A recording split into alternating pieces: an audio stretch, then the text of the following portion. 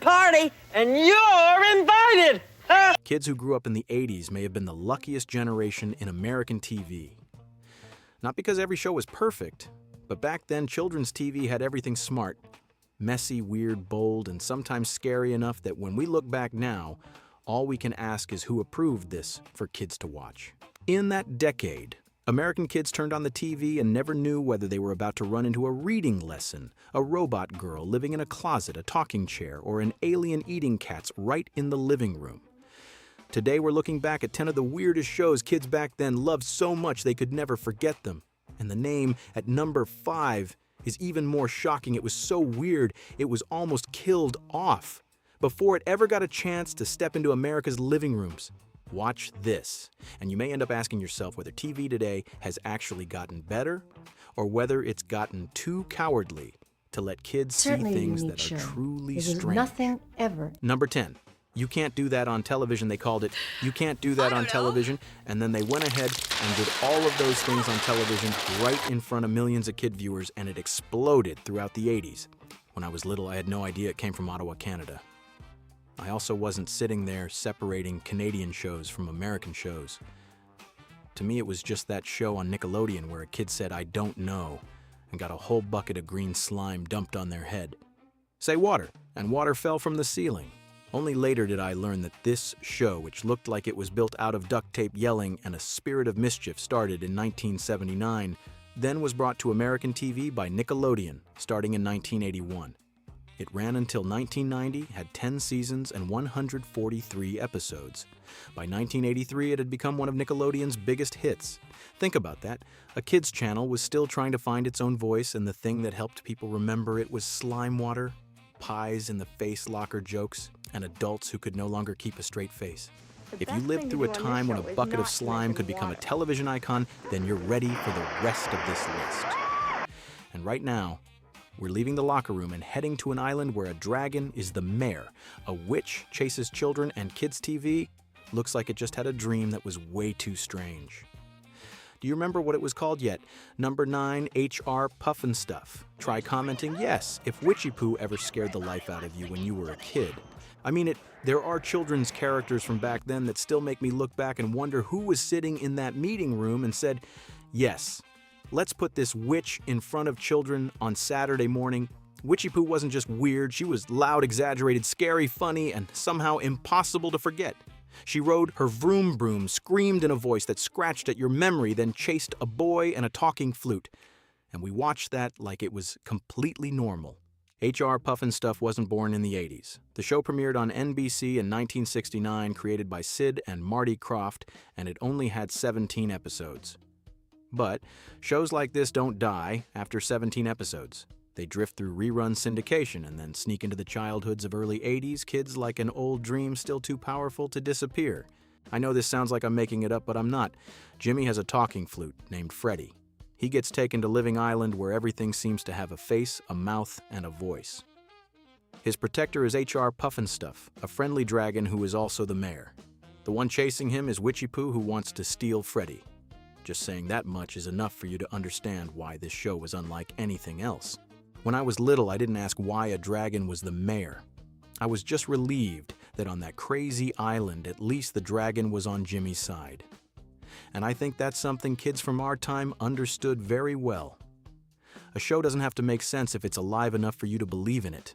What's even stranger is the real-life story of the cast. Billie Hayes, the woman who made Witchy Poo so frightening, was actually a gentle animal lover in real life. And Jack Wilde, the boy who played bright little Jimmy on screen, had one of the saddest stories after the lights went out. I made a separate video about HR Pufnstuf and what happened to its cast. If you ever loved this show, go find it and watch it. But now we're leaving Living Island and stepping into a Saturday morning playhouse where the chair, the door, the box, and even the host all feel like they're looking right back at you. Number 8, Pee-wee's Playhouse. A child's imagination is an extraordinary thing. Give a kid a cardboard box, and they can turn it into a spaceship. Put them in front of an old chair, and that chair can have a name, a voice, and even a personality. Pee-wee's Playhouse understood that better than most children's shows that ever appeared on TV. The show aired on CBS Saturday mornings from 1986 to 1990 with 5 seasons, 45 episodes, and a Christmas special. But saying it that way still doesn't capture what it actually felt like. This was a playhouse where everything was alive. Cherry wasn't just a chair, Conky wasn't just a robot, Jambi wasn't just a head in a box, Magic Screen wasn't just a screen. And every time the secret word rang out, the whole house screamed like the TV itself in your living room wanted to join in. When I was little, I didn't know it was pop art, surreal comedy, or camp. I just knew that house felt like the inside of a child's mind turned into a show. Adults could look at it and see chaos. Kids looked at it and thought it felt exactly right. Because at that age, we already believed objects had souls. We talked to toys, gave names to stuffed animals, and imagined that the closet was a doorway to somewhere else. Pee-wee's Playhouse didn't invent children's imagination. It just turned the lights on for it. What I love most is that the show didn't treat kids like idiots. A lot of children's shows have to say directly that being different is not a bad thing. Pee-wee's Playhouse didn't need to say it. It spent every episode showing it. Pee-wee was strange. His friends were strange. The house was strange. The rules were strange. And nobody had to apologize for being strange. I once had a friend tell me that growing up with this show was one of the reasons he later wanted to become a storyteller. I believe that. A show like this doesn't just make kids laugh. It plants the most dangerous question in their heads: if a chair can talk, then what else in the ordinary world is waiting for me to imagine it? Today, kids have so much short content that flashes by and disappears. I'm not saying there are no good shows now, but I miss shows that were patient enough to build an entire world, give every object a soul, and invite kids back every week. And right after that bizarre house, we come to a rare show that made kids laugh, made adults stop and watch too, and was weird in a surprisingly wholesome way. Number 7, The Electric Company. This is one of those rare shows that both kids and parents of the 80s were crazy about. The description sounds dry: a show that teaches kids how to read. But The Electric Company never taught like a textbook. It used shouting, music sketches, animation, fast editing, and incredibly charming faces to turn learning to read into a TV game. The show originally aired on PBS from 1971 to 1977, created by Children's Television Workshop after the success of Sesame Street. It had 780 original episodes, then kept living in the memories of early 80s kids through reruns, so for many of us it wasn't something new. It was like an old teacher, but the kind of teacher who knew how to tell jokes, knew how to turn on the music, and didn't make you feel like you were being punished for having to learn. What made The Electric Company so wholesomely weird was the way it treated words. Rita Moreno's "Hey You Guys" could get the whole room's attention. Morgan Freeman as Easy Reader made reading look smooth, confident, almost cool.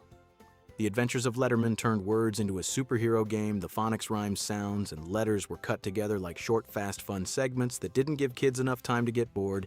Honestly, if I could pick one old show for my kids or grandkids to watch instead of endlessly scrolling TikTok and YouTube shorts, The Electric Company would be very high on that list. Not because I want to drag them back into the past at all costs, but because this show gave kids something more lasting than a few seconds of attention. It gave them sound, language, rhythm, curiosity, and the feeling that learning didn't have to be a punishment. It was weird in the healthiest way. It made kids laugh, made parents feel safe, and made words come alive. But after a show, the whole family could feel good about turning on the next entry. Takes us into a suburban house where everything looks normal until you realize the little girl in the house isn't exactly a little girl. Number 6, Small Wonder. After a show, parents could feel safe turning on. Small Wonder stepped into the living room with a sitcom smile, a laugh track, and a very hard-to-explain secret. The little girl in the house wasn't really a little girl. The show aired from 1985 to 1989, running for 4 seasons with 96 episodes. It wasn't a giant primetime network show, but first-run syndication, the kind of show kids somehow found anyway, then kept watching, remembering, and talking about years later. At the center of it was Vicky, played by Tiffany Brissett, a robot girl built by engineer Ted Lawson and brought home. To hide the truth, the family introduced Vicky as their adopted daughter. When I was little, I didn't find that scary. I just thought Vicky was funny. She spoke in a flat voice, understood everything, literally had super strength, and always made the adults panic while her face stayed completely calm. To a kid, that was sitcom magic. Who wouldn't want a secret like that in the house? a robot friend unlike anyone else who could do things you couldn't do. But when you grow up and watch it again, you start to feel the chill behind the laughter. Vicky had a power outlet under her arm, a data port, a panel on her back, and was often stored in a closet like a household appliance. When Tiffany Brissett grew up in real life, the show even explained it with a growth chip so Vicky could grow too. I don't know what could be more 80s than that, a very human problem solved by adding a chip to a robot girl. Later on, a lot of people criticized Small Wonder as stiff, cheap, even one of the worst sitcoms of that era. Maybe they weren't completely wrong, but we kids still watched it, still remembered Vicky, still remembered that robotic voice. Some shows stay because they're perfect. Small Wonder was different. It stayed because it was too weird to disappear. But if Small Wonder gave us chills with a robot girl hidden behind a sitcom smile, the next entry is even creepier. This one sits right in the middle of the list, but it may be the scariest shock of all, a children's show that scared adults so much it was almost blocked before it ever made it into the living room. Ready, number 5. Garbage Pail. Kids adults didn't just hate Garbage Pail Kids. They panicked so badly they nearly smothered it before it could crawl onto television. Cabbage Patch Kids were babies you hugged in your arms. Garbage Pail Kids were like something crawling out from behind the school covered in snot accidents, pimples, and pun-based names so mean you laughed while knowing you probably shouldn't. It took the clean, cute image of childhood in 80s America and flipped it into a dirty joke. And kids went wild for it. I understand why. At that age, the more something made teachers frown and parents sigh, the more it felt like it belonged to you. Garbage Pail Kids started as a Topps trading card series in 1985, parodying the Cabbage Patch Kids craze. But instead of cute, it was gross. And that was exactly the appeal. Kids didn't love it even though it was gross. They loved it because it was gross. Then CBS prepared to bring it to Saturday morning animation in 1987, and everything blew up. Parents had already been annoyed since the card days. Some schools didn't want to see them in students' backpacks. Advocacy groups, local stations, and advertisers started tightening the screws. Before many American kids even got to see the first episode on TV, the door had already closed. The part that keeps sticking in my mind is that it didn't just die in a meeting room. 13 episodes had already been produced. It had a body, it had voices, it had a whole ghost season, standing outside the door of Saturday morning. And I still honestly want to ask you, if CBS had let it air, like every other show, what would have happened?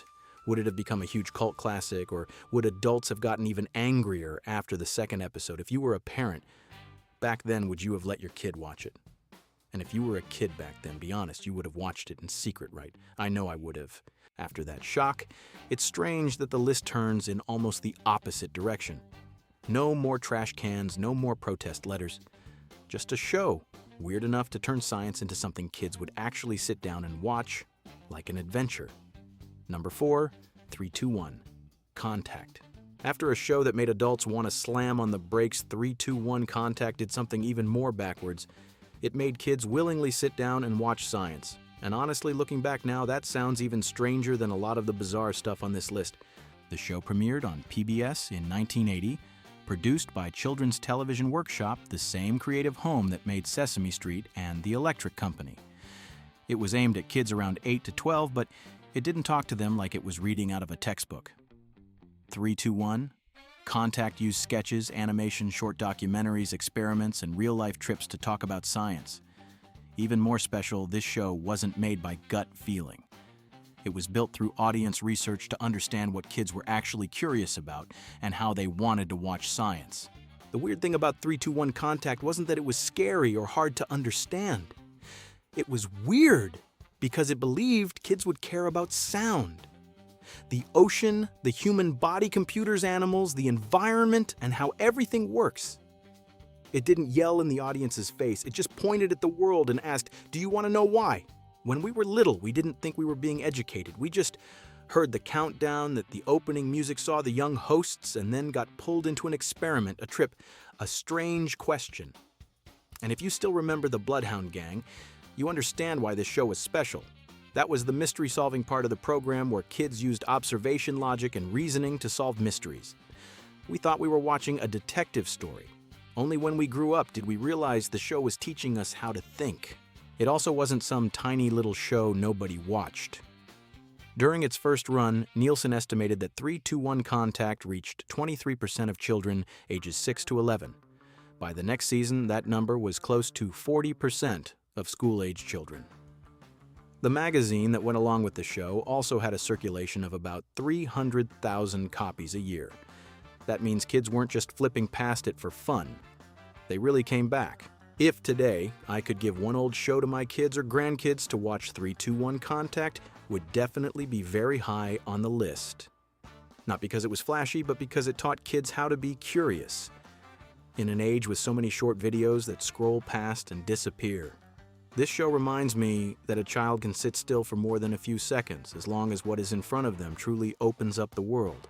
But after real science, the list steps down into a completely different world, a place underground where little creatures sing, build, argue, eat one another's construction projects, and somehow teach an entire generation about community better than a whole lot of grown-up lectures. Number 3, Fraggle Rock. When I was little, I thought Fraggle Rock was just a bunch of furry creatures singing in a cave. Fun, strange, easy to remember, and that was it. After I grew up, I realized Jim Henson had secretly built an entire society underground, then invited kids into it before they were old enough to know what they were learning. The show premiered in 1983, created by Jim Henson, aired in the United States on HBO, and ran for 5 seasons with 96 episodes. It was also an international project, co-produced with Canada and the United Kingdom, with the live-action segments adjusted for each market. From the very beginning, Fraggle Rock didn't just want to speak to American children. It wanted kids in different places to believe there was a shared world behind the wall of their own home. And that world was truly strange. There were Fraggles living in caves, singing, playing, exploring, and arguing like kids who never ran out of energy. There were Doozers working non-stop building structures that the Fraggles then ate. The funny thing is that didn't ruin the system. It gave the Doozers room to keep building. Then there were the Gorg's giant creatures living above, always thinking they were more important than everyone else. And outside all of that were Doc and Sprocket like a doorway connecting the human world to a secret adults usually couldn't see. Kids loved Fraggle Rock because it had songs, caves, characters with clear personalities, and the feeling that if you could just find the right hole in the wall, you could step into it too. And the theme song, no question.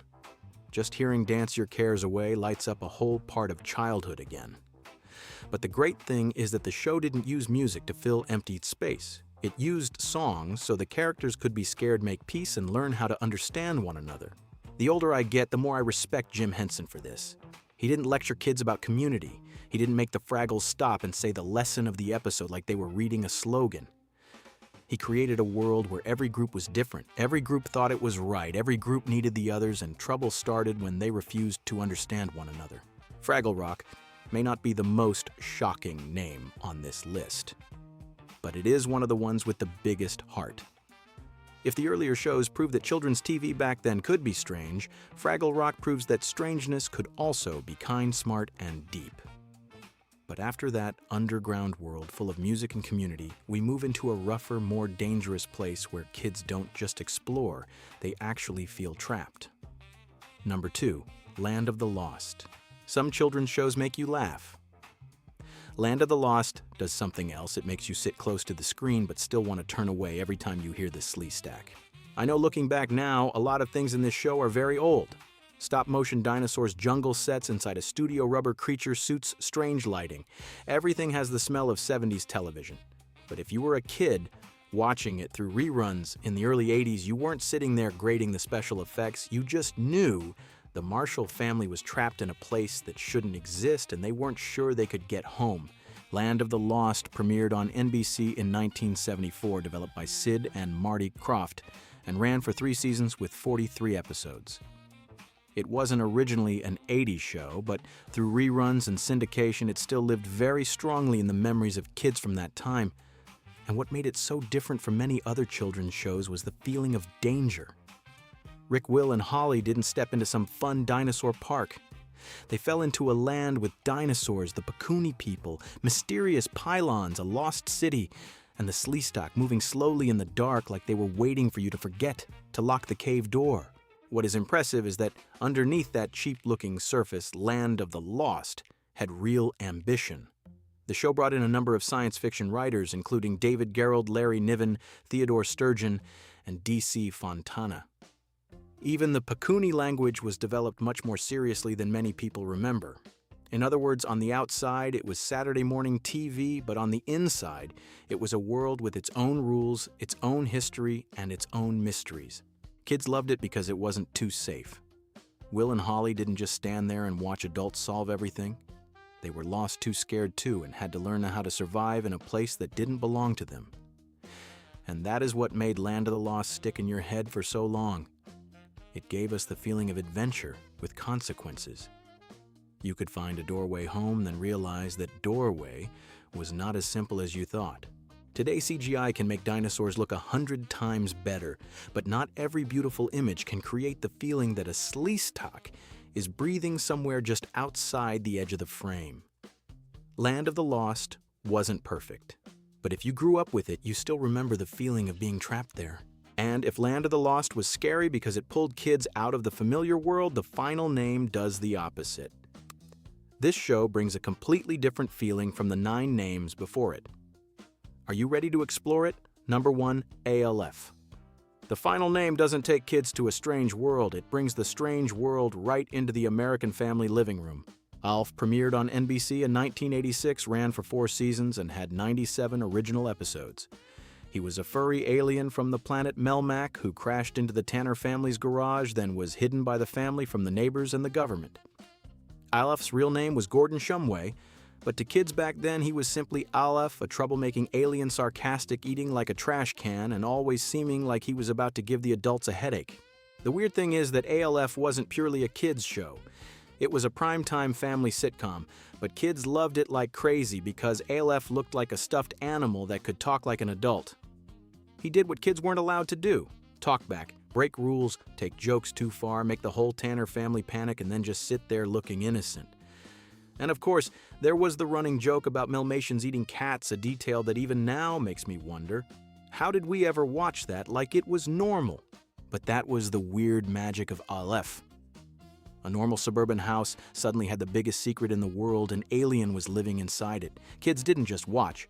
We almost became accomplices. We knew Aleph was hiding. We knew the adults in the house couldn't control him. And every week we came back to see how that secret almost blew apart. Aleph wasn't just loved. He became a phenomenon. The show once landed among NBC's very high-rated programs, and Aleph appeared on toys, trading cards, calendars, lunchboxes, and all kinds of children's products. There was a time when you didn't just watch Aleph on TV. You could run into him on toy shelves and commercials at school, even in grown-ups' conversations after dinner. Behind the screen, Aleph was a tough piece of handmade work. Paul Fusco voiced and operated the puppet, while the set had to be designed with trap doors so Aleph could live in the frame. Kids only saw a real alien. The crew was wrestling to make him seem real. And then the ending was strangely painful. The final episode left ALF captured by the alien task force with the words, "To be continued," but the series didn't come back right away to close the story. For a child, that was a very real letdown. So ALF stands at number 1 not only because he was weird, but because, for a few short years, millions of families let a cat-eating, sarcastic, troublemaking alien step into their living rooms and become part of the family. That is something TV today has a very hard time doing again. Looking back at these 10 shows, I think the strangest thing is not how strange they were. The strangest thing is that we grew up with them, loved them, and watched all of it like it was completely normal. A robot girl living in a closet, an alien eating cats in the garage, a house where the chair could talk, an island with a witch, a dragon mare, and a talking flute. A science show that actually made kids sit still in front of the TV. Those things sound like a list nobody in a meeting room today would dare approve all at once. But for kids of the 80s, that was just part of the week. And I'm going to say this, even though I know some people will argue with it, the 80s may have been one of the happiest times to be an American kid. Not because everything was perfect, not at all, but because TV back then gave kids something very precious space to imagine. Those shows were not always clean, logical, or polished smooth, but they had personality. They had a soul. I'm not sure how many reality TV shows or short videos today will stick in memory, like Sleestak LF Witchy Poo or a bucket of green slime falling from the ceiling. Maybe we are remembering, with the hearts of the kids we used to be. Or maybe kids' TV back then really was bolder, stranger, and more unforgettable. What I love most is that these shows did not make us try to become normal. Pee-wee did not need to lecture us that being different was good.